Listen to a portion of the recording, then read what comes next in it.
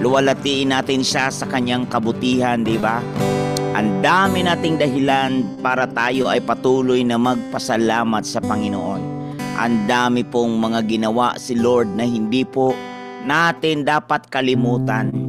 Alam mo ba na ang isang napakagandang ugali ng isang tao ay kapag siya ay punong-puno ng pagpapalang dinadana sa buhay, na nadidevelop sa kanya ang spirit of gratitude, attitude of gratitude.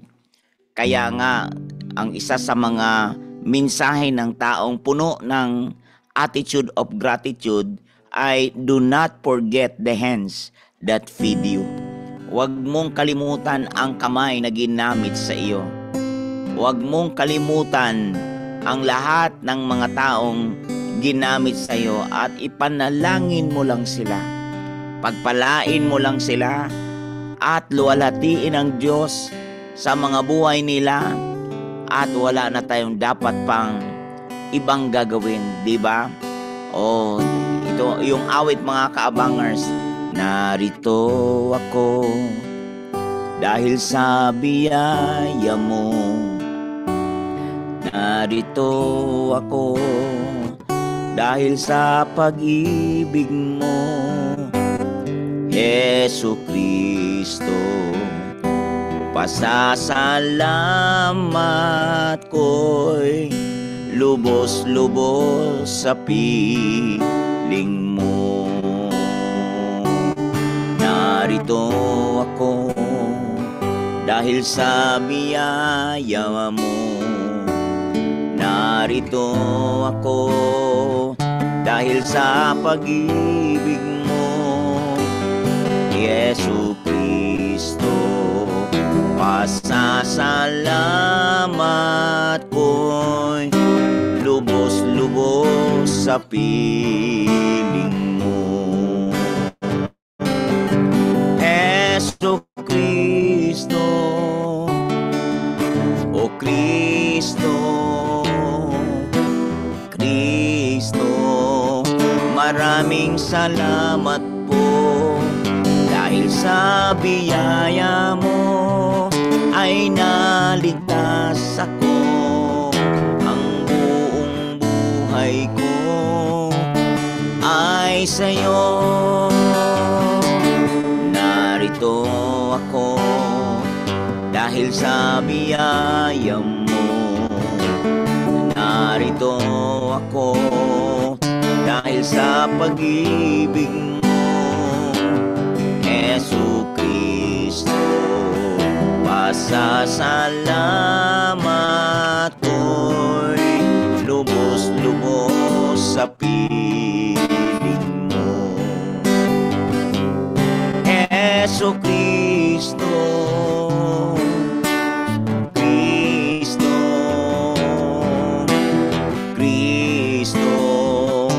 Maraming salamat po dahil sa biyaya mo ay naligtas ako. Ang buong buhay ko ay sa'yo. Narito dahil sa biyaya mo. Narito ako dahil sa pag-ibig mo, Yesu Kristo. Pasasalamat ko'y lubos-lubos sa piling mo, Yesu Kristo.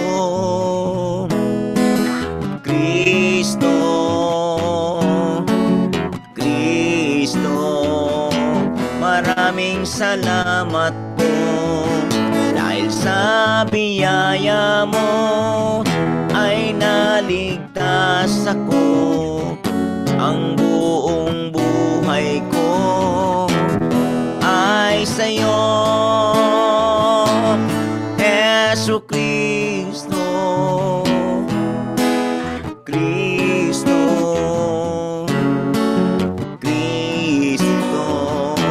Maraming salamat po biyaya mo ay naligtas ako. Ang buong buhay ko ay sa'yo. Amen. Salamat po, Panginoon. Salamat sa napakayamang mong grasya na ginawa mo sa krus sa buhay namin.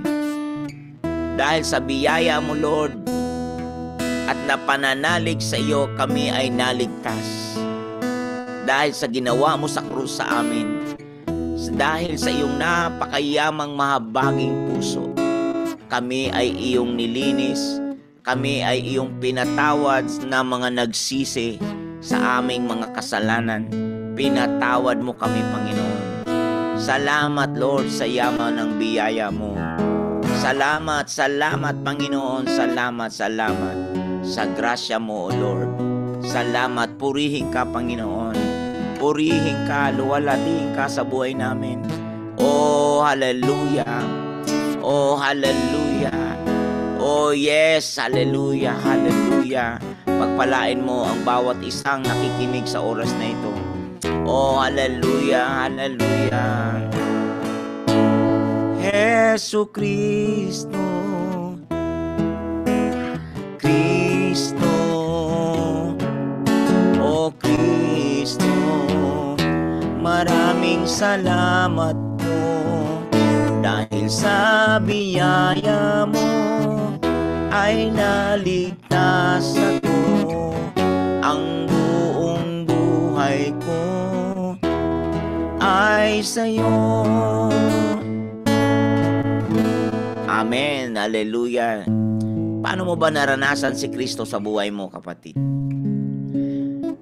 Paano mo ba siya naranasan ng lubos-lubusan sa buhay mo? Kaya nga po, kapag siya ang totoo namang talagang nagbigay ng pinto sa iyo, siya naman talaga kung siya naman talaga ang Panginoong Hesus nagbigay at nagbukas ng pangunawa mo kung ano ka ngayon at ano meron ka ngayon, di ba dapat siya ay iyong pasalamatan? Di ba dapat siya ay iyong bigyan ng mataas na parangal sa buhay mo, di ba? Napakalaking dahilan bakit pagpapalain mo ang Panginoon sa buhay mo. O luluwalhatiin mo siya sa lahat ng aspeto ng buhay mo, di ba? Jesu Cristo, Cristo,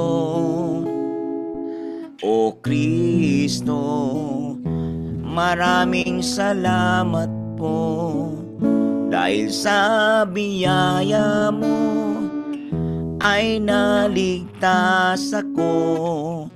Ang buong buhay ko ay sa'yo. Amen. Hallelujah. Buong buhay ko ay sa'yo, Panginoong Hesus. Amen at amen. O, diba? So, kumusta na mga kaabangers? Kumusta na ang ating mga buhay-buhay dyan? Long time no hear, mga kaabangers, diba? Long time no hear. So, ngayon, magkakarinigan na tayo.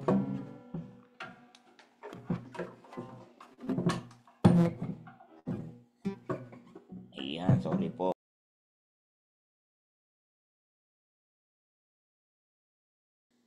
Praise God! Amen!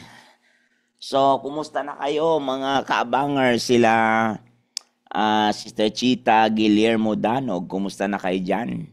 Sa region nyo, no? Tama ay patuloy kayong pagpalain dyan. At kumusta na ang mga anak ng Diyos na nagsusubaybay ngayon? Sila Pastor Priscille sa Cebu, kumusta na? At si Isaig dyan sa Carolina, Isaig, dyan sa Kuala Lumpur, Malaysia, kumusta ka na dyan? At patuloy kang pagpalain ng Panginoon. Siyempre marami pa. At patuloy tayong pangunahan ng Panginoon. Si Pastora Malu, kumusta ka na dyan sa Indang? Kumusta na dyan ang mga anak ng Diyos? At dalangin ko sa Panginoon na patuloy tayong katagpuin ng Panginoon. At siyempre si Bishop Hiram Gorospe, Pangilinan. Wow, kumusta na po, Bishop? Bishop Hiram, kumusta na po? Patuloy tayong pagpalain ng Panginoon. At si Kenny de Gisunan, kumusta ka na dyan, anak? Si Pastor Lino Motilia, kumusta na po? Patuloy tayong pangunahan ng Panginoon at patuloy na pagpalain sa buong maghapong ito. At syempre, ang ating pag-uusapan ay tungkol sa Jesus is my direction. Jesus is my direction, di ba? Sabi nga ng salita ng Panginoon na atin pong pagbulay-bulayan, sabi niya na, ang sabi doon, the steps of a good man are ordered by the Lord in Psalms 37 verse 23. The steps of a good man are ordered by the Lord and He delights in His ways. O, tingnan natin yan, di ba? He delights in His way. So, kung makikita nyo po na ang bawat hakbang ng mga mananampalataya, ang Diyos ang may gawa at may tukoy niyan. Siya ang nagtutugma ng iyong mga paa. Siya po ang nagtutugma ng iyong mga paa. Kung siya ang nagtutugma ng iyong mga paa, ano po ang ating dapat makita dyan? Kaya nga sabi nga si Jesus sa Hebrew chapter 12 verse 2, that Jesus is the author and the finisher of our faith. Jesus is the author and the perfecter of our faith. Siya ang kalubusan, katiyakan, katugunan, ang lahat-lahat ng ating paniniwala. So, kung siya ay steps, kung siya ang tao o siya ang Panginoon na nagpakatao, nagkatawang tao, at nagpakatao na naggabay sa ating buhay, dinanas niya rin ang lahat ng uri ng lahat ng mga temptation, pagsubok, mayroon na tayo ngayong tamang direksyon. Mayroon na tayong dapat tamang tularan. Binigyan niya na tayo ng halimbawang dapat tularan na kung siya nagtagumpay, magtatagumpay din tayong lahat. Amen po ba? Meron na po tayong dapat halimbawa na meron na pong halimbawa tayong dapat tularan. Kaya sinasabi ng Panginoon sa kanyang salita na the steps of a good man are ordered by the Lord. Sa iyong mga pananaw, ano ang good man? O, di ba? Ano ang good man? Ang good man sa ating pananaw bilang tao. Ang pananaw natin bilang tao, ang good man ay mapagbigay. Ang pananaw bilang tao, ang good man ay yun lang ang tumutulong. Nagbigay ng bahay, nagbigay ng kotse, nagbigay ng mga gamit, nagbigay ng ayuda. Good man sa atin yun. Nagbigay ng mga sa gitna ng mga kalamidad, nandoon yung tulong ng tao. Good man yun, good man sa harapan ng tao yun. Wala pong problema yun. Kasi yun naman talaga, normally, yung ating good man na ating pagkakakilala. Tama talaga yun. Pero alam mo bang mayroong mas tama sa harapan ng Panginoon? Ang salitang good man means to be strong. Ang salitang good man sa salita ng Panginoon ay to be strong. Warrior, a valiant warrior. A valiant warrior. Yan ang good man sa Bible. Kaya maraming taong matulungin pero ang buhay lihis. Kaya hindi lang po ang pagkamatulungin ang salitang good man. Kasi ang good man po, di ba sabi nga ng Titus 1:15, na to those who are pure, everything is pure. To those who are pure. Kaya nga ang good man means to be strong. To be strong and pure. To be strong, to be pure. To be strong, pure in her life, in his life. To the pure, all things are pure. But to those who are defiled and unbelieving, nothing is pure. Sa doon sa mga liko, sa marumi at mga walang pananampalataya, unbelieving, nothing is pure. But even their mind and conscience are defiled. Kaya kung ang good man, ang definition lang natin ay mabait, matulungin, maraming na ibibigay, ay tila yatang kayang gawin yan ng taong wala sa Diyos. Kayang gawin ng tao yan na ay talaga talo pa nga yung mga taong nananampalataya, mas mapagbigay pa nga yung sinasabing walang pananampalataya. Marami pa nga pong mas talo ang mga mananampalataya sa di mananampalataya. Kaya kailangan natin ma-define na balanse ang salitang good man. Kaya nga ang direction po, mga kapatid, napakahalaga sa buhay natin. Napakahalaga sa buhay natin ang direksyon. Kaya nga po, nandoon nga si Jesus na siyang focus, na siyang sentro, the man of a vision, the person of the vision, the person of the word. Siya po ang living word. Siya, nakapaloob sa kanya ang salitang good man. Nakapaloob sa kanya kasi siya ay a strong person. Siya ay valiant warrior. Hindi niya isinantabi ang kalooban ng Ama. Sabi niya, wala akong ginagawa na hindi sa kalooban galing kalooban ng aking Ama. Kaya to the pure, all things are pure. But to those who are unbelieving, okay, nothing is pure. To those who are defiled and unbelieving, nothing is pure. But even their mind and conscience are defiled. Kaya nga, ang good man ay strong. Ang good man ay hindi sila umaayon sa masamang gawa.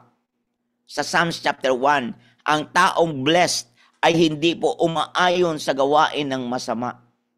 Ang salitang blessed sa verse 3 ng Psalms chapter 1 ay hindi po sila umaayon sa gawaing masama. Ang blessed na tao, ito yung good man ng totoong blessed na tao. Kasi they are strong inside, their inner man. They are strong, mga kapatid. Sila ay malakas. He shall be like a tree, di ba? Kaya nga doon sa salita ng Diyos, katulad siya ng puno, di ba? Napakatatag niya. Tingnan natin sa verse 2, di ba? And whatever he does shall prosper. Kaya nga sa Psalms chapter 1 verse 2, ito yung blessed. Ito yung blessed. At he shall be like a tree planted by the rivers that brings forth its fruit. Diba? Yung blessed na tao, his delight is in the law of the Lord. Strong siya doon. Kaya yung salitang blessed means strong. Another meaning ng salitang blessed means strong. Siya po ay talagang hindi umaayon sa gawa ng kalikuan, sa gawa ng mali. At kaya makikita nyo po na ang kanyang kagalakan is in the law of the Lord. In His law, He meditates day and night. Nandoon po ang kagalakan ng Diyos sa ating buhay. Andoon po ang kagalakan na gawin ang dapat gawin. Kasi ang salita ng Panginoon nandoon sa atin at kahit na anong pangyayari. Diba? His delight is in the law of the Lord. And in His law, He meditates day and night. Kaya nga po sinasabi ng Psalms 119 na Thy word is the lamp unto my feet and the light unto my path. Diba? Thy word is the lamp unto my feet and the light unto my path. Kaya nga po unto my path. Kaya nga nakikita mo yung good man is to be strong.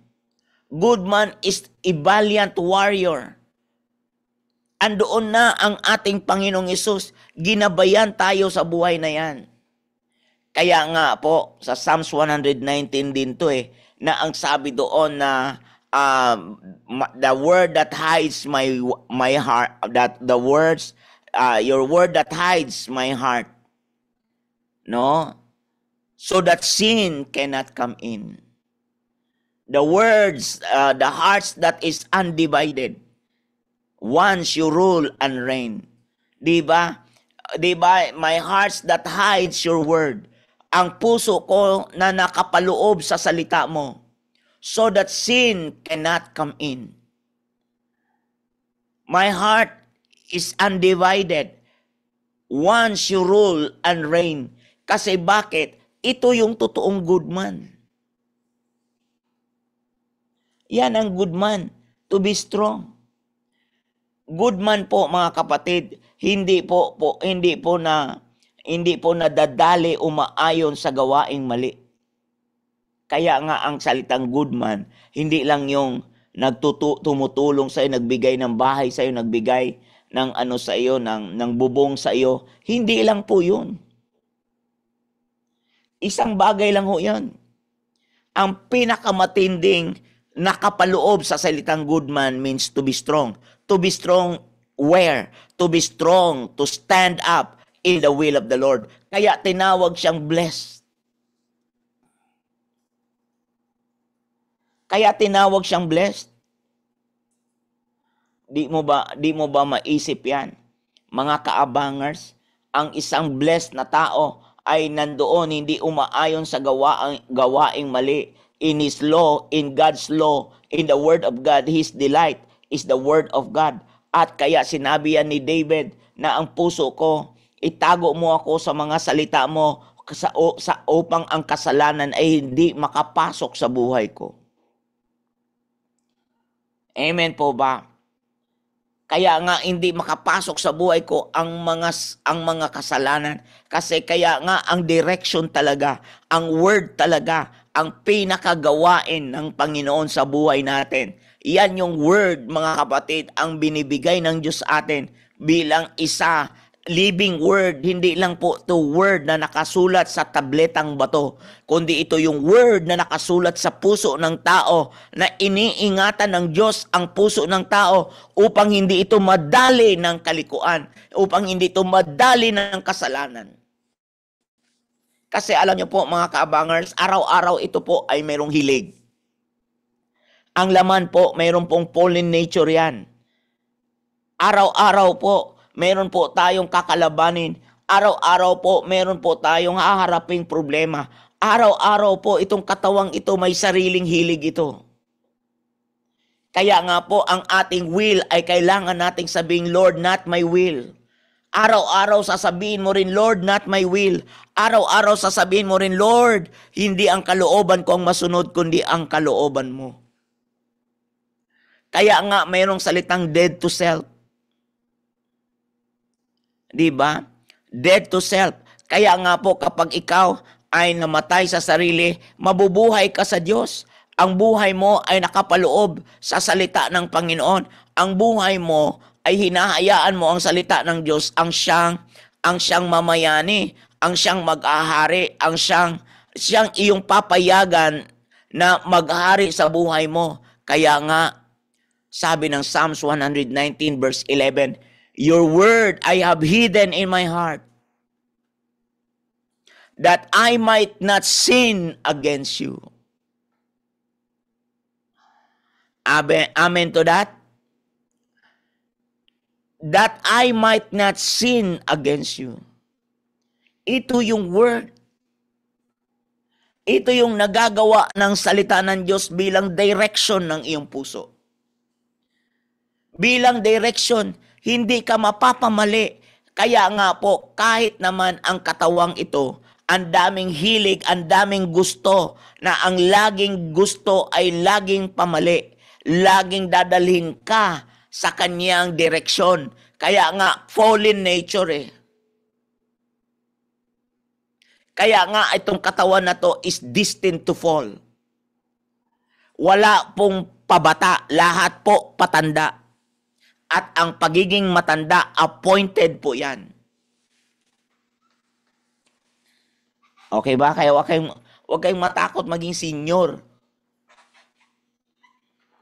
Huwag po tayong ma-deprive. Ay, matanda na ako. Tatanda ho talaga tayo lahat. Ayaw mo pa, magiging 3 ang citizen mo. Diba? Senior citizen, Filipino citizen, and heavenly citizen. O, di ba? Citizen ng langit. O. Kaya nga po, ang direksyon ng Diyos sa atin, ay for you to be a good man. Gusto ng Panginoon, maging good man ka. Yan po ang gusto ng Panginoon sa atin. Ang good man means to be strong. At saan ka humuhugot para ikaw ay magiging strong? Yung salita ng Diyos, your word I have hidden in my heart, that I might not sin against you. Kaya yung taong blessed, sabi ng Psalms chapter 1, di ba? Verse 1, blessed itong mga taong ito. Blessed kasi hindi siya umaayon sa gawaing hindi kalugod-lugod sa Diyos. Yun ang totoong blessed. Hindi lang po yung blessed ka dahil marami kang bagay, marami kang naipon. Pwede kang makaipon yan kahit wala ang Diyos. Pwede kang magkaroon ng maraming bagay na wala ang Diyos. Pwede kang magkapera na wala ang Diyos. Ang dami pong taong may pera kahit wala si Lord. Kaya pwede po yan. Kaya nga po, kaninang madaling araw, ang itinuro ko, bakit ka hihingi sa bagay na ang Diyos ibinigay na sa iyo? Kaya hindi mo talaga makikita. Kaya sinasabi ng Psalms 1 verse 1, blessed is the man who walks not in the counsel of the ungodly, nor stands in the path of sinners, nor sits in the seat of the scornful. Blessed. Kaya nga ang salitang blessed means strong. Means to be strong. Ang salitang blessed or good man, valiant warrior, yan po ang meaning niyan. Yan po ang kahulugan ng salitang blessed. Kaya nga po, ang direction ng Panginoon for you to be a good man. Maging good man ka. At ang good man, hindi lang yung nagpo-provide ka ng bagay. External lang ho yun. Actually, yan ang mga bagay na binigay na ng Diyos noong una pa eh. Kasi bakit? Bago nila lang ang Diyos ang tao, binigay na muna niya ang lahat. So bakit mo hihilingin ang bagay kung binigay niya na? Kaya hindi mo nakita. Ang hindi ibinigay ng Diyos, yung kaharian, seek ye first. Bakit kung binigay yan? Sasabihin ba niya yung seek ye first? Kaya sinasabi niyang hanapin niyo ang kaharian kasi yun yung nawala sa atin. Kaya sinasabi ng Panginoon na hanapin ang kanyang kaharian dahil nung magkasala tayo, ang inalis talaga ng Diyos, umalis ang paghahari ng Diyos sa atin. Kaya ngayon, pinahahanap ng Diyos sa atin yan. Pinapahanap ng Diyos sa atin yan. Na pagharian tayo niya. Kaya sinasabi niyan sa Isaiah 55 na lumapit kayo sa Panginoon habang nalalapitan pa siya.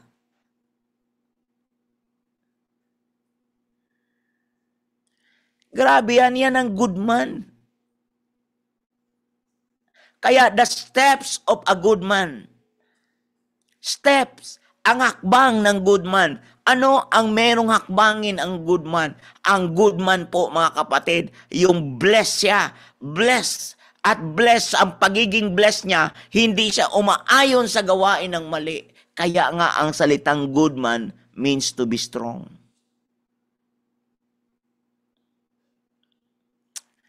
Oh, hallelujah. Ang salitang good man, mga kaabangers, means to be strong. Grabe ano. Pero ang alam natin, yung good man, yun lang nagbigay sa iyo ng mga pera-pera. Pera-pera ba ang buhay? Kaya sabi niya sa Isaiah 55 verse 6, lumapit na kayo sa Panginoon at tumawag sa Kanya habang naririyan pa siya para tulungan kayo. para tulungan kayo habang Kaya nga sabi ng James chapter 4, di ba? Lumapit kayo sa Diyos at siya'y lalapit sa inyo. At sabi niya in Isaiah 55 verse 6, lumapit na kayo sa Panginoon at tumawag sa Kanya. Ito matindi, habang naririyan pa siya para tulungan kayo. Alam mo bakit sinabing habang naririyan pa siya? Kasi ang tao may kaldag. Hindi naman nawawala ang Diyos eh. Ang tao may kaldag. Pwedeng mabait ngayon pag hindi ka nagbantay sa salita ng Diyos. Hindi mo, my heart that hides your word. Your word I have hidden in my heart. Kapag ang puso niya, ang puso mo, hindi po ninyo binantayan sa ilalim na silong ng salita ng Diyos. Mga kapatid, mga kaabangers, talagang may kaldag ang tao. Pwedeng magbago yan bukas. Amen. Di ba? Pwedeng magbago yan bukas. Kaya nga po may kaldag, kaya nga sabi ng Diyos habang nalalapitan nyo pa siya, lumapit kayo. Amen po ba? Lapit kayo. Sabi ni Pastor Walter. Baba mo nga yung kanyang Sabi niya rito, amen, blessing comes from God. It was gain. Diba? It was gain in the pattern of his principle, the word. Things of favor or wealth, gain outside the word, cannot be considered as blessed. It appears like one but soon occurs. Money gained from gambling or drugs are not blessing. Diba? Lahat ng nakukuha external. Kaya meron pong good man. Ang salitang good man ay hindi po galing sa kung kani-kanino. Ang good man na tinayo ni Lord sa puso mo ay good man na kung saan ikaw mismo ay strong. Hallelujah. Shout out po kay Pastor Jerry Picsoy. Kumusta na dyan sa Baguio? Ayan. Kaya ang good man po, mga kaabangers, ang good man, napakahalaga niyan sa buhay natin. Kaya hindi tayo umaayon. Kasi ito pong katawan na ito, may fallen nature yan. Kaya nga ang Diyos talaga, gusto ng Diyos na sinasabihan tayo, lumapit kay sa Diyos habang siya ay nalalapitan. Bakit nawawala ba ang Diyos? Hindi. Tayo po ang nawawala. Kaya habang nalalapitan, ibig sabihin niyang habang nalalapitan, habang nandoon ka sa fold na nasa gawain ka, ay talagang feed your spirit, magpakain ka sa spirito mo, ay upuan mo ang salita ng Diyos. I have hidden, sabi ni King David, your word I have hidden in my heart. Your word I have hidden in my heart. Hallelujah. That I might not sin against you, Lord. Hallelujah. Grabe po, mga kaabangers. Good man pa lang po ito Ang ating topic is about Jesus is my direction. Diba? Ano ba yung meaning ng direction? Ang alam lang natin, direction, nandun lang tayo sa gawain. Marami pong taong nasa gawain. Tama po yung nasa gawain ka. Pero you have to feed your spirit. You have to feed your heart with the word. Bumalik ka. Ang word ang iyong tangkilikin sa buhay. Ang word ang bigyan mo ng mataas na emphasis kasi hindi gagawa ang Diyos outside the boundary of His word. And anything you do outside the word of God, outside the life, Christ-like character, outside the life of Christ, outside Him, God is not obligated to bless.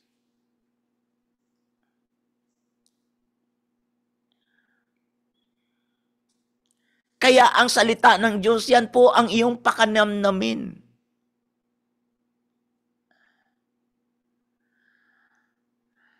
Kaya nga ang Diyos nakapaloob sa boundary ng word niya.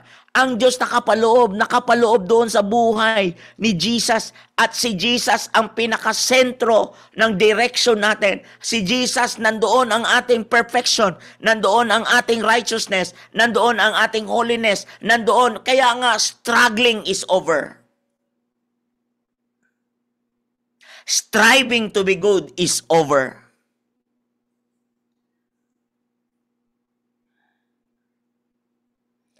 Grabe to. Striving to be good is over. Striving to be good is over. Bakit? Sapagkat God already finished it. Binigay na yan sa iyo. Available na yan sa iyo. Ang kailangan mo, paniwalaan mo ang biyaya na ginawa na ni Kristo Jesus sa krus sa Kalbaryo para tapusin lahat ng mga na namamagitan sa atin noong una pa. Kaya, babalik talaga tayo sa buhay ni Kristo Jesus.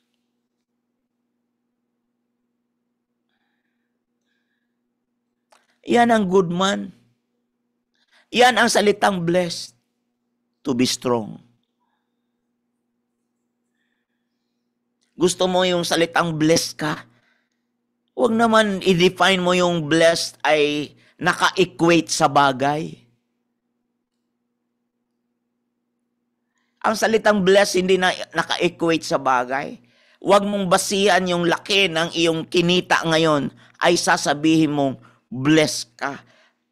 Ay nako, wala namang maling banggitin mo yung blessed ka. Wala pong mali Good po yun, pero kulang. Kulang po yun. Kasi ang kabuuan ng salitang blessed ay hindi po umaayon. Sabi ng Psalms chapter 1 verse 1 yan. Hallelujah! Grabe. Ang tindi to. Okay po ba? O, diba? Okay po ba? A good man. Alam mo ba yung direction mo ay ang Panginoong Hesus? Siya ang nakasentro dyan. At kung siya ang nakasentro, nakapaloob lahat ng nakapaloob lahat ng iyong tagumpay doon. Kaya nga sabi niya sa 1 Corinthians, di ba? Chapter 1, di ba? Sa huling verses na yan. Di ba? He is our righteousness. O, di ba? He is our holiness. He is our wisdom. He is our.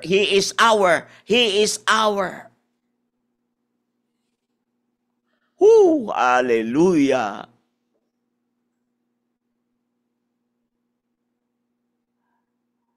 Tama ba ako? O, verse 16 and 17. Yun yung good man. Yeah, tama ako. Tingnan nyo.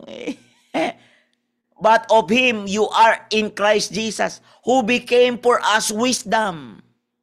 Wisdom from God, and righteousness, and sanctification, and redemption.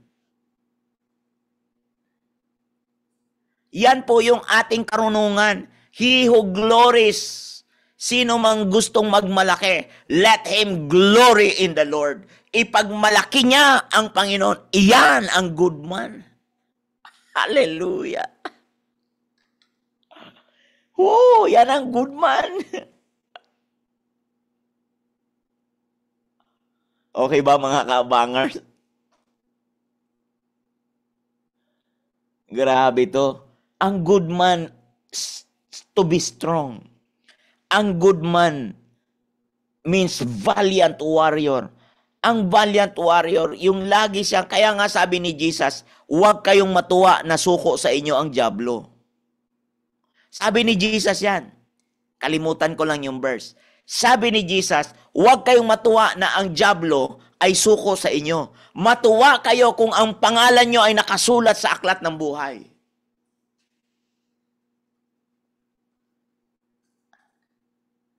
Huwag kayong matuwa na suko sa inyo ang dyablo. Ito yung sabi niya sa mga alagad. Sabi niya, Lord, nagpalayas kami ng mga demonyo at talaga namang sumunod ang demonyo sa amin.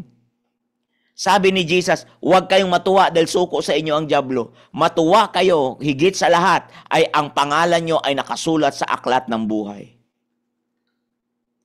Yan ang good man.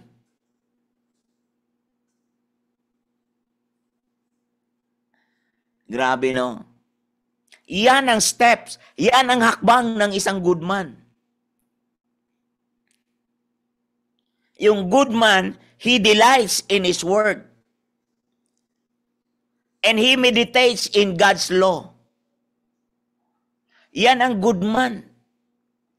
At given na ho yan, kapag siya ay nakapaloob ang buhay niya doon, nakapaloob sa word of God, that word that is hidden in his heart, kapag ang salita niya na yan ay nakapaloob, automatic na ho, katulad siya ng puno, sabi ng Psalms 1 verse 3. Magiging katulad siya ng puno, na ang punong ito, ang ugat ay nakasumpong ng tubig sa batisan. Wala itong alalahanin. Mamumunga ito ng mamumunga. Yan ang good man. Katulad siya ng puno. O diba, sinabi ni Jesus din yan sa John 15, sa verse 5, kung kayo nanatili sa akin at manatili sa inyo ang mga salita ko, sinabi niya ay magiging ako ang puno at kayo ang mga sanga. Mga kapatid, hindi ka lang bunga. Ikaw yung sanga na bumubunga. Kaya nga, he will be like a tree. Now, pakinggan nyo itong mabuti. Pakinggan nyo itong mabuti. Saan nang galing ang pagbagsak ng tao? Nandoon sa puno ng buhay. Nandoon galing sa puno. Yung puno na yon na pinanggalingan ng kasalanan, yung bunga ng puno na yon na pinanggalingan ng kasalanan, ay talaga naman bumagsak ang tao galing sa puno na yon. Sa bunga ng puno na yon. Ngayon, sa binago ng Panginoong Hesus, na sabi niya, ako ang puno, kayo ang mga sanga.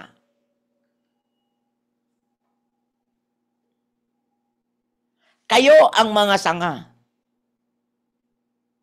At ang nanatili sa akin, at ako rin ay sa kanya, ay mamumunga ng marami sapagkat wala kay magagawa kung hiwalay kay sa akin. Kasi bakit? Mayroon ng unang puno na doon bumagsak ang tao. Mayroon ng unang puno na doon sumemplang ang tao. Kaya ang sabi niya sa Psalms verse 1 to 3 na ang sabi niya, ang blessed na tao ay blessed na hindi sumusunod umaayon sa gawang mali. At ang salita niya, verse 2, ang salita niya iniingatan sa kanyang puso. Verse 3, magiging katulad siya ng puno, na ang puno ay may tubig sa batisan, nakasumpong ang ugat, at mamumunga ito, maluntian ito, wala itong alalahanin. Ay, imagine niyo to. At pagdating sa Panginoong Hesus, sabi niya, ako ang puno, kayo ang mga sanga. Ang nanatili sa akin, iyan ang good man na nanatili sa Panginoong Hesus. Sa lahat ng madali, ang lumakad, tumakbo, yan ang mahilig ang tao, mayroon tinatawag na man of action. Pero may mga taong patigilin mo na sa isang lugar, boring sa kanya yun. Kasi ang pinaka mahirap sa lahat ay iyang nananatili. Pinakamahirap sa lahat yung manatili ka. Manatili ka, yung mag-abide ka. Manatili. Kasi ang tao ay, alam mo, ang tao balisaw-sawin. Ang tao madaling mainip. Ang tao laging nagmamadali.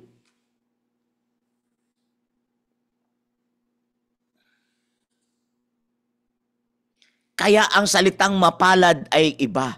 Magkakaiba yan. Kakaiba ka. Kaya yung salitang blessed, yan ang good man. Hallelujah. Saan ka pa niyan? The step of a good man. Kaya nga ang direction natin, yung hakbang natin, si Lord ang nag-uutos niyan. Si Lord ang nagtutugma niyan. Si Lord ang nag-aayos niyan. Si Lord ang nagagabay niyan. Kahit ang church.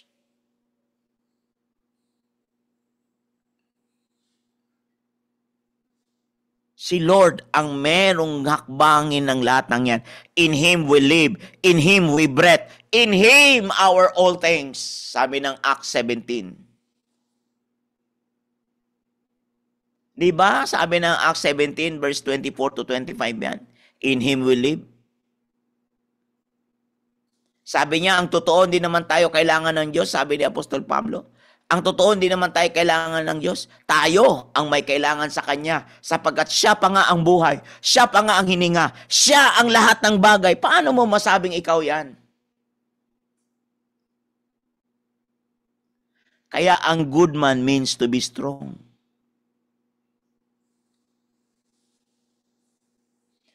Kaya nga sabi niya, God who made the world and everything in it, since He is Lord of heaven and earth, does not dwell in temples made with hands.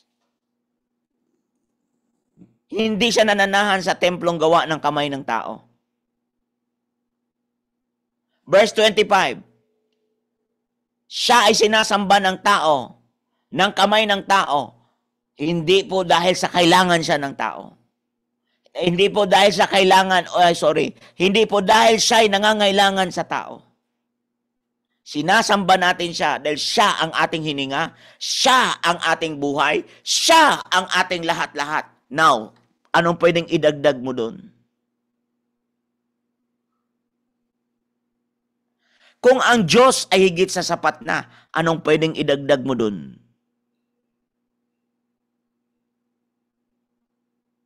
Sino ka para magmalaki? Kaya sinasabi niya sa 1 Corinthians 1:31, to Him, yung taong gustong magmalaki, ipagmalaki niya ang Diyos.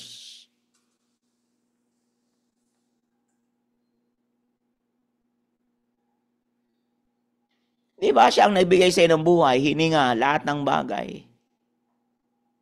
Kanino mo hahanapin yan? Siya talaga ang direksyon. Siya ang buhay. The steps of a good man are ordered by the Lord. The steps of a good man are ordered by the Lord. Mga kapatid, yan talaga ano ang hakbangin ng step ng isang tao. Ang hakbangin, di ba? Ang hakbang ng isang taong ginagabayan ng Diyos, ang number one niya na meron siya, ang salita niya, ang kanyang nilimi-limi sa kanyang puso. Yan ang nililimi-limi. I have hidden your word, I have hidden in my heart that I might not sin against you. Alam nyo po, yan po ang lagi nating bantayan. Kasi bakit? Ang word ng Panginoon, ang siyang pinaka-ugat, pinaka-rurok, na doon tayo magagabayan ng Diyos, na doon tayo madirect ng Panginoon, na doon tayo madala sa tugatog ng ating mga tagumpay.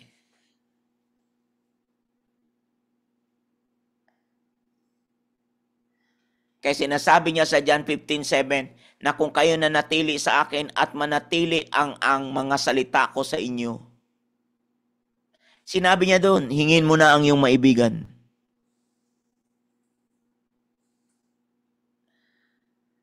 Merong pananatili po mga kaabangers. Manatili tayo sa mga salita niya. Di ko ikapagtaka bakit si David nagsabi, your word I have hidden in my heart. Hindi ikapagtaka bakit sinabi ni David sa Book of Psalms chapter 1 na ang salita mo ay meditate it day and night in His laws, in His law. Ang mga batas niya ang lagi kong iniingatan sa aking puso.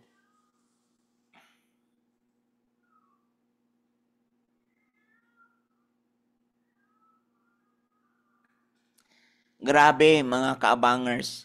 Kung naunawaan natin ito at dalangin kong manalig maniwala tayo dito. Manalig maniwala tayo dito. Alam niyo po, ang step ng isang good man, nandoon ang salita sa buhay niya. Ang salita ang hidden in his heart. Salita, yan yung unang steps ng salita ng Diyos ay nandoon sa puso niya. Ang salita ng Diyos, ang gabay ng Diyos sa puso niya. Mataas ang kaniyang understanding, mataas ang kanyang respect and honor sa word. Kaya nga, he is a man of word.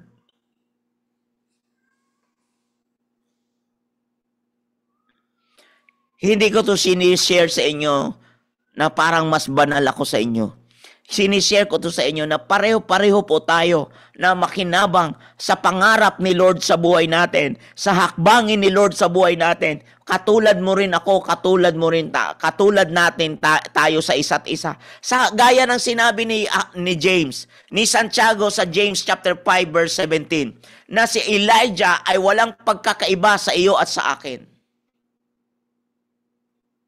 Si Elijah walang pagkakaiba sa iyo at sa akin. Siya ay katulad mo at katulad ko. Di ba? Sa James 5. Sabi doon sa James 5:1-17, James 5:17, Elijah was a man with a nature like ours. Si Elijah ay katulad din natin, propeta. Tao rin siyang tulad natin. Mataimtim siyang nananalangin na wag umulan at hindi nga umulan ng 3.5 taon. Bakit? Kasi yung sinabi niya baka sumabit.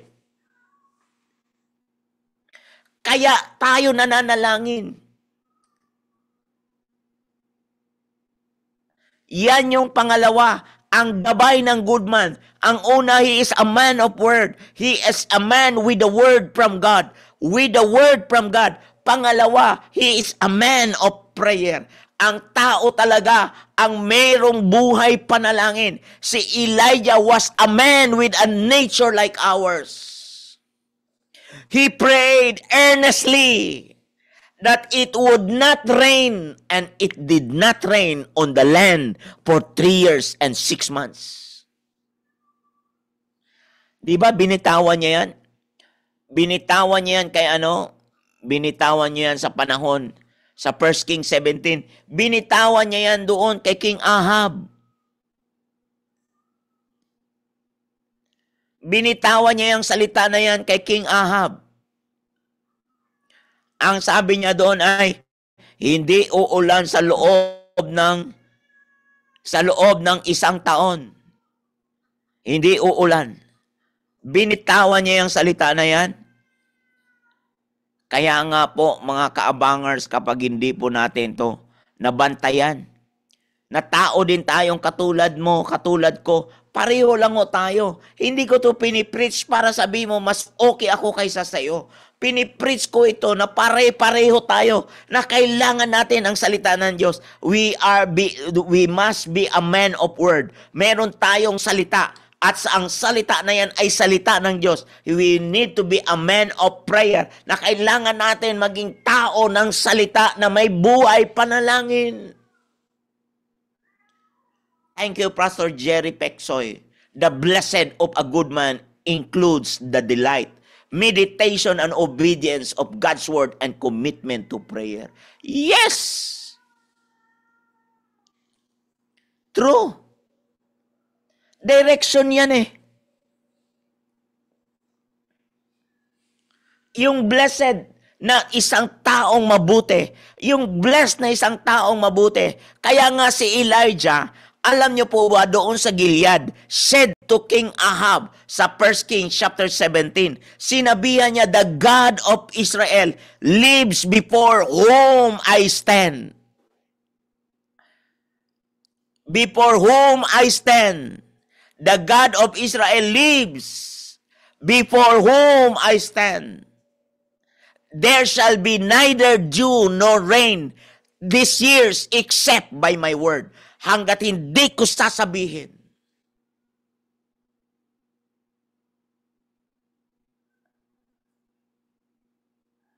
Ay wala pong mangyayari na ulan. Walang papatak na ulan. Walang papatak na ulan. Imagine niyo po, and the word of the Lord came to him. Ang salita ng Diyos dumating sa kanya. Oh, sinabi ng Diyos sa kanya, okay, umalis ka na. Doon ka na, pumihit ka na ng eastward. Hide yourself from the brook of Cherith. Hide yourself from the brook of Cherith east of the Jordan. You shall drink from the brook, and I have commanded the ravens to feed you there. Kasi bakit? Mag-uumpisa na ang salitang tag-init. Walang tubig. Kaya dinirect ng Diyos, nagkaroon ng direction ang Diyos kay David, ay kay Elijah, punta ka sa lugar ng Chirit. Doon ay meron pong uwak na magpapakain sa iyo doon. Bakit? Sapagkat kung tag-init na, wala ng ulan, wala na hong punong basta tutubo na mamumunga. Kaya po, ang direction ay dumating kay Elijah. Ito po ang ating kailangan sa ating panahon.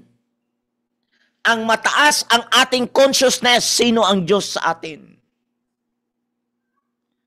Mataas ang ating consciousness, mataas ang ating spirit na nakakasagap sa mga sasabihin ng Diyos. Hallelujah! Jesus, my great direction.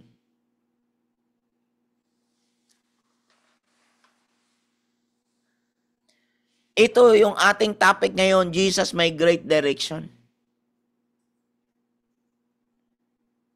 And you need to be a good man. And as a good man, you are a man with words. You are a man with words. Yan ang number one. As a good man, you are a man with words. As a good man, you are a man of prayers. Hindi ka nananangan sa sarili mong lakas. Mananalangin ka talaga. Sabi ng Isaiah 55 verse 6, lumapit kayo sa Panginoon habang nalalapitan mo pa siya. Totoo to. Kasi darating ang aklat ng Osea na kapag lalapit tayo, di na natin siya malapitan. Grabe. Kagaya ng panahon ni Eli na nahimik ang Diyos, ni magsalita ang Diyos ay ayaw niya nang magsalita.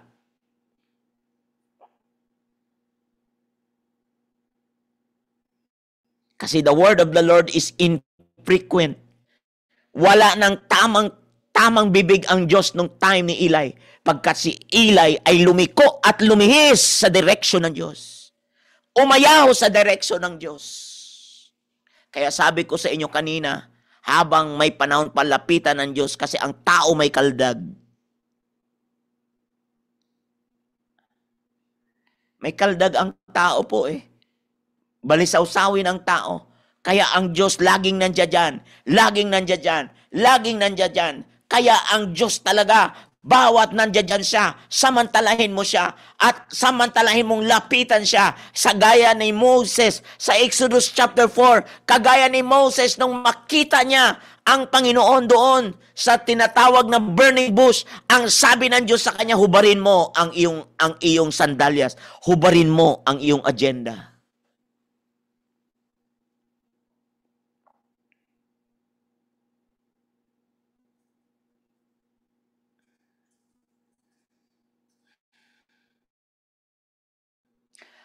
Direksyon na ng Diyos yan eh. Kaya sabi ng James 5:17, di ba? Elijah was a man with a nature like ours. Nature like ours. Alam mo yung nature like ours? May fallen nature. Pwedeng kapusin. Pwedeng makalimot. Pwedeng mawala.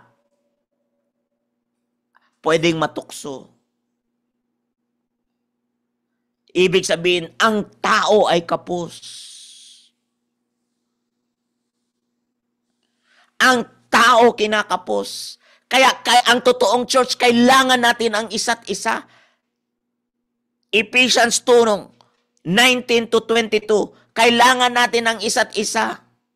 Kailangan natin fitted together, growing together, verse 21 and 22. Fitted together, growing together, and building one another. Kailangan natin ang isa't isa.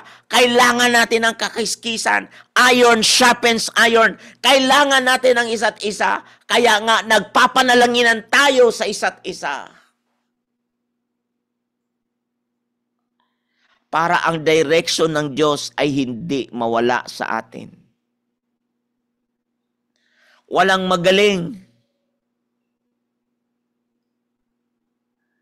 Diba? In whom the whole building being fitted together, grows into a holy temple in the Lord, in whom you are also being built together. Merong power of togetherness.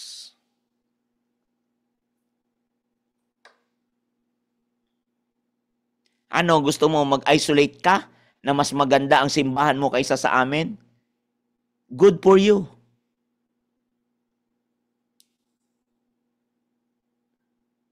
Ano, dahil self-sustaining ka na at ikaw ay mega church? Good for you. Pero ano ang totoong church? Ang totoong church fitted together, growing together, building one another. Nandoon ang power of togetherness. Anong gusto mo? Stronger alone o stronger together?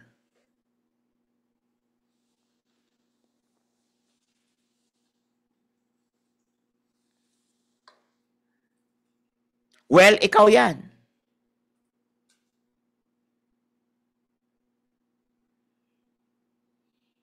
Ikaw yan. Yan ang power of togetherness. Ang totoong church nandoon ang fitted together. Wag mong hayaan na kaya ka dumating, magbabago ang church sa iyo. No. Ikaw ang magbago. Kasi mag-fit ka doon sa kulturang itinayo ng Diyos sa atin. Magbabago tayo na ang common denominator natin ay ang salita ng Diyos.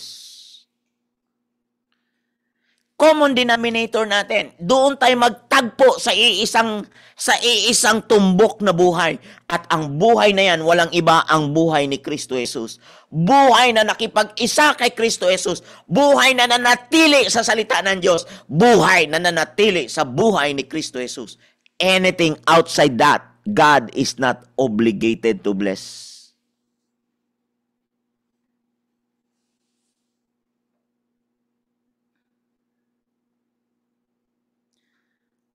Hallelujah.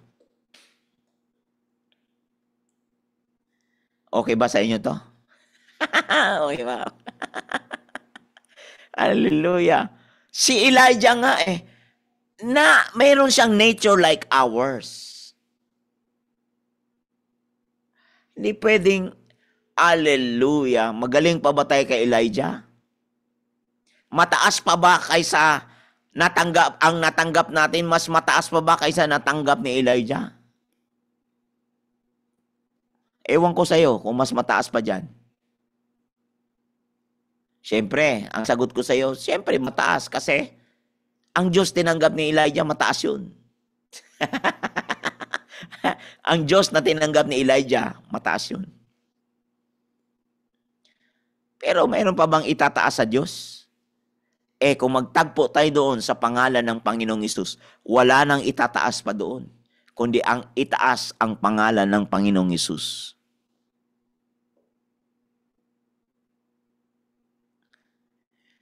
Amen po ba?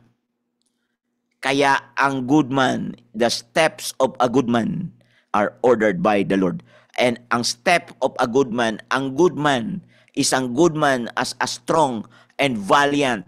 Strong and valiant. He is a man with words. He is a man with the word of God. He is a man hiding the word of God in his heart. He is a man with prayers. Yan yung pangalawa, a man with prayers. A man with a life, with a prayer life. A man with a prayer life. Alam niyo po, pangatlo, a good man. Steps of a good man are ordered by the Lord. Willing to obey. Nandoon ang willingness niya mag-obey. Yan ang taong meron pong enough na direction sa buhay. Ang pusong laman, pusong bato, pinalitan ng pusong laman. Ezekiel 36:26 na ang pusong bato pinalitan ng pusong laman. Kaya nga ang pagsunod sa Diyos is not a burdensome.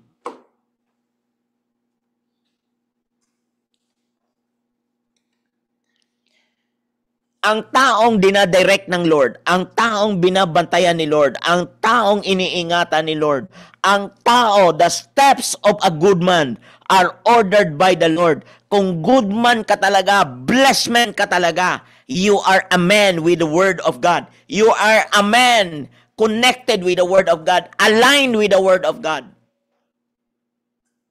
Second, you are a man with prayer life. You are a man, iba po yung with prayer meeting.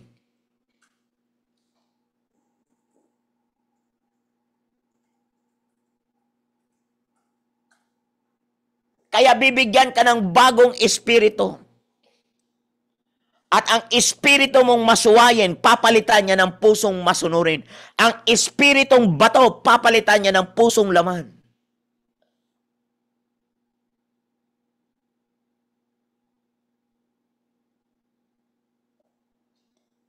Ito yung pangatlo, you are a man with a willing heart to obey. Ang taong mayroong dinidirect, may direction ang Diyos. Ang taong yan, may pagkamasunurin ang puso.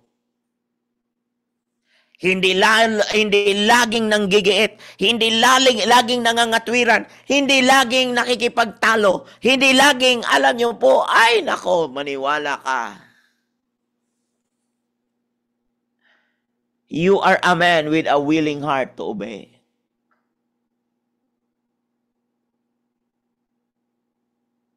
Kaya nga sabi ng 1 John 5, verse 3, to obey God is not a burdensome. Ang pagsunod sa Diyos ay hindi po mahirap gawin. Hindi po mahirap sundin. Alam mo po ang dahilan kung bakit hindi ka basta-bastang nakakasunod? Simple lang, may sabit ang pag-ibig mo na yan.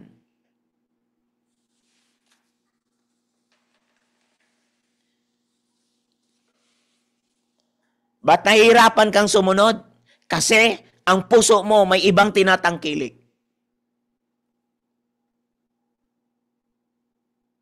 Hindi mo na mamalayan may idolatry sa buhay mo.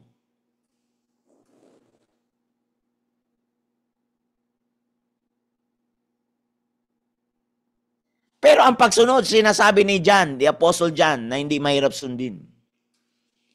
Tanong, ba't ka nahirapan? May iba kang tinatangkilik. May kahati ang Diyos sa iyo at ang tawag niyan, idolatry. Ang idolatry can be anything. Ang idolatry, kahit ano pwede. Pwedeng maging idol mo ang apo mo. Pwedeng maging idol mo. Bakit ko sinasabi? Dahil bakit? Minsan, mas mataas na ang apo mo kaysa bigyan mo ng mataas na panahon ang Diyos.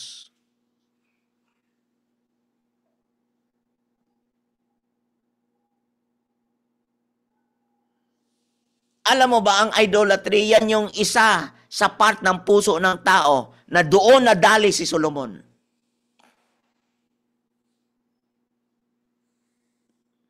Ninakaw niya ang puso ng mga tao. Na sa halip dalhin ang puso ng mga tao sa Diyos, dinala niya sa sarili niya. Ito ang nakakatakot maglingkod sa Diyos na ang mga tao na pinaglilingkuran natin, dinadala natin sa atin. Kaya pag iniwanan ka, umiiyak ka kasi iniwanan ka. Suriin mo kaya ang sarili mo, bakit ka iniwanan? Nabubuo pa kaya sila sa'yo o hindi na? Pag iniwanan ka, tanungin mong nabubuo pa ba sila sa'yo o hindi na? Pagpalain mo na. Huwag kang maging superhero. Baka may mas nakita pa silang mas magaling sa'yo, mas mabubuo sila doon. Hindi na sila mabubuo sa'yo. Bakit Diyos ka ba? Hello? Ang taong dinidirect ng Diyos, hindi pa iyak-iyak dyan sa gilid na wala na lang, siya na lang mag-isa, wala na yung magawa, siya na lang at lagi na lang lagi na lang siya, lagi na lang, ay kawawa siya. Ay hindi Ano ang sabi ng Bible? Na ang pagsunod sa Diyos ay hindi mahirap. Yan, tama yan, Brother Samuel. Anything that you give attention more than God is your idol. Shout out, Pastor Ernesto.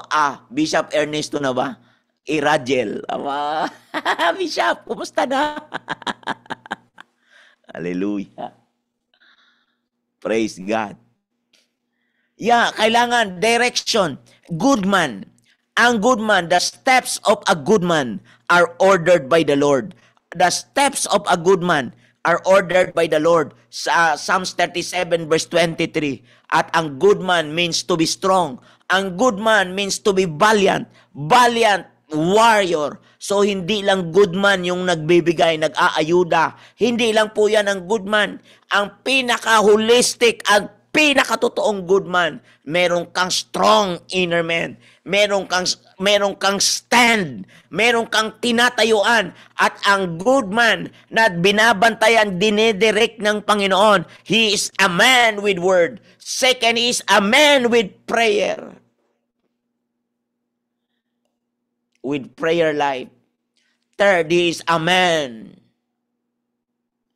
with an obedient heart, willing to obey, willing heart to obey God, willing heart to obey God. Nandoon na ang pagpapala na kung saan ang pagsunod ay hindi po mahirap. Sabi ng 1 John 5:3, hindi mahirap sundin ang kalooban ng Diyos. Bakit? Binigyan ka ng pusong masunurin. Sinong nagbigay? Ang Diyos ang nagbigay. Hallelujah. Bishop Ernesto, bless na bless kagaya mo. Hallelujah. Grabe si Lord. Salamat sa buhay mo na laging nagpapadala ng mensahe sa daily life sharing. Salamat po. Purihin ang Diyos sa buhay mo, Bishop Ernesto Irajel. Hallelujah. Grabe. Yan, a good man have a strong inner self. Hallelujah. Kaya nga po, ang pagsunod talaga, ang pinakamataas na area kasi ang pag-ibig mo ay di po balisaw-saw. Hindi po nagdadalawang, hindi po ay talaga siya lang ang iyong tinatangkilik. Kaya nga sabi ng Bible na ang pagsunod sa mga taong nagmamahal sa totoo sa commandment ng Panginoon ay sumusunod sa utos ng Lord at hindi po mahirap sundin ang kalooban ni Lord. Hindi mahirap sundin. Amen po ba? Dahil hindi mahirap sundin yan, mga kaabangers, dito na po ako magtatapos. Dahil hindi mahirap sundin ang kalooban ng Diyos. Sapagkat ang puso mo, ang buhay mo ay nakapaloob kay Kristo Jesus. Ang taas ng consciousness mo sa spirit ni Lord at ang iyong espiritu nagfi-fit together, nag-grow together, nagbi-build one another at nananatili ka doon sa salita niya. Kaya sabi niya, the steps of a good man are ordered by the Lord. Kaya ang salitang ordered, ang meaning ng ordered means established. Ang meaning ng ordered means to set up. Ang meaning ng ordered means, ito maganda to eh. Alam mo kung ano? Make prosperous. Ordered by the Lord. Prosperous in so many ways. Bakit? Simple lang. Word na nag-iingat sa iyo para di makapasok ang kasalanan.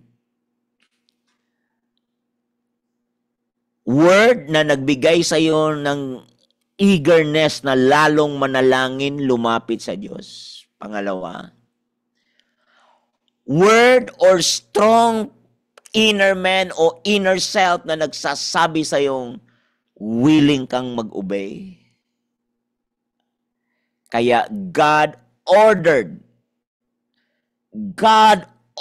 these things. Sabi niya, the steps of a good man are ordered by the Lord, and He delights His ways.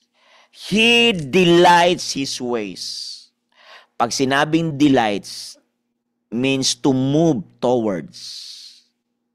Pag sinabing delights, ang meaning po niyan, you are a man found favor from God and favor from men.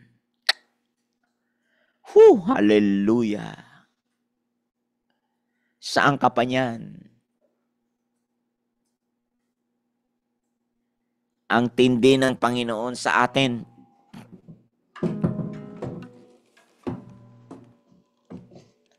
Ang tindi ng ginagawa ng Diyos sa buhay natin. Ang galing, Lord.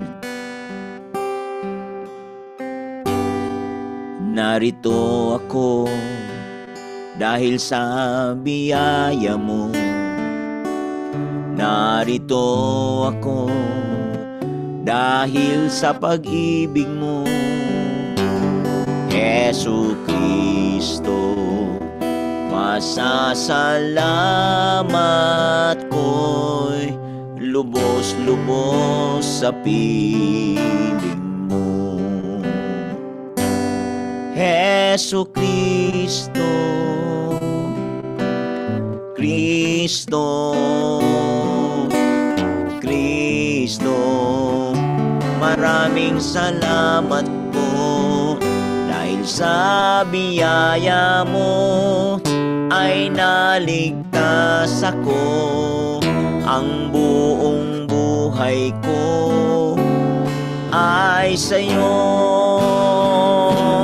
Jesu Kristo. Kristo, Kristo, maraming salamat po dahil sa biyaya mo ay naligtas ako. Buong buhay ko ay sa'yo. Panginoon, salamat po sa iyong mga salita sa hapong ito.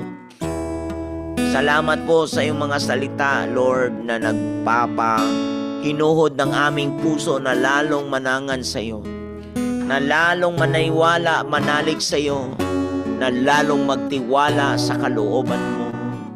O Panginoon, aming patuloy na isinusuko sa iyo ang aming buhay. Patuloy na inilalagak sa iyo ang bawat sandali. O God, hallelujah. O tulungan mo kami, Panginoon.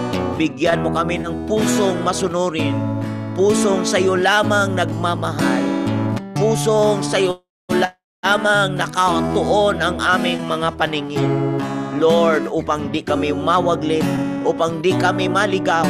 Kaya Lord, aming hinihiling, Panginoong Hesus, na ikaw ang maghari sa buhay namin. Oh, hallelujah, ikaw maghari sa buhay namin. Sa buhay namin, Lord, hallelujah. Pusong dalisay ang nais ko, o Panginoon, hallelujah. Ikaw ang maghari sa buhay ko. Pusong dalisay ang nais ko, ikaw ang maghari sa puso ko. Nais ko'y maging katulad mo, ikaw ang maghari sa buhay ko.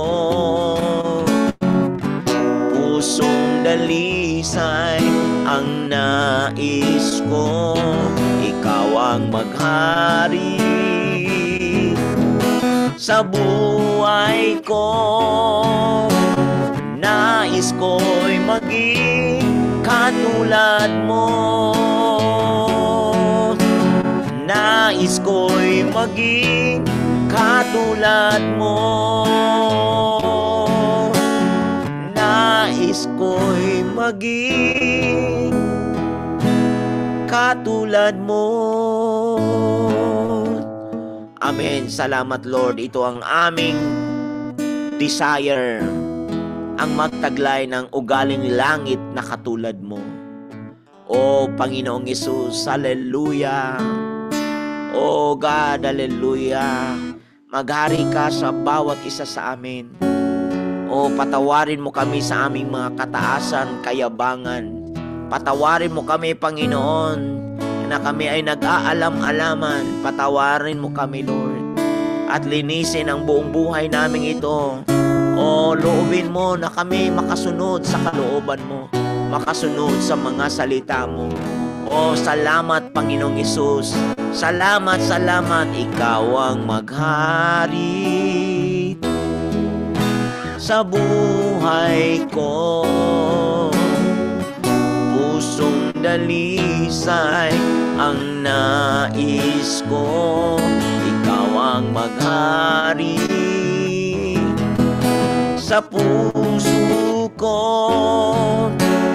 Nais ko'y maging katulad mo. Nais ko'y maging katulad mo.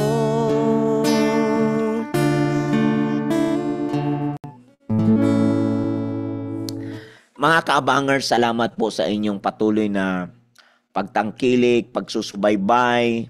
Salamat po sa inyong mga panalangin. Salamat po sa inyong panahon. Salamat po, mga kaabangers. Patuloy natin na tangkilikin ang pangitain. Alam niyo po ang pangitain ng daily life sharing. Sabi ng 2 Corinthians 3:2 na ang puso ng ang salita ng Diyos ay hindi lang nakasulat sa tabletang bato, kundi nakasulat sa puso ng tao na nakikita ng lahat at nababasa ng lahat. Iyan po ang pangitain ng daily life sharing. Kaya tinawag yan na daily kasi nakikita ng lahat at nababasa ng lahat. Nakikita ng lahat at nababasa ng lahat. Iyan po ang puso ng Panginoon.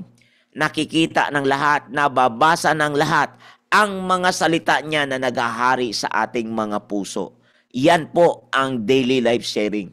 At ang kasunod ng pangitain ng daily life sharing, occupy the earth, occupy earth until I come. Luke 19:13. Sa King James Version, occupy earth until I come. At syempre, mga kaabangers, yan ang daily life sharing. Syempre, sa araw ng bukas, huwag nating kalimutan, hallelujah, ay daily life sharing at ang magbabahagi naman ay walang iba kundi si Pastor Bernardo Miscriola at ang kanyang ibibigay ay obedience that moves. Wow! Sa Matthew 17:20, obedience that moves. Wow! Pagsunod na nagpapauga, nagpapakilos. Wow! Hallelujah! Oh, grabe. Abangan nyo to sa araw ng bukas, mga kaabangers. Purihin ang Panginoon sa buhay natin at pagpalain tayong lahat.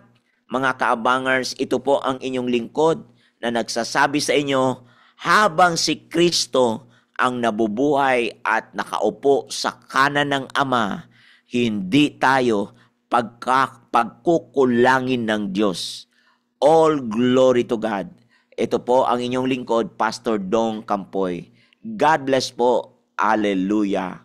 Amen at amen.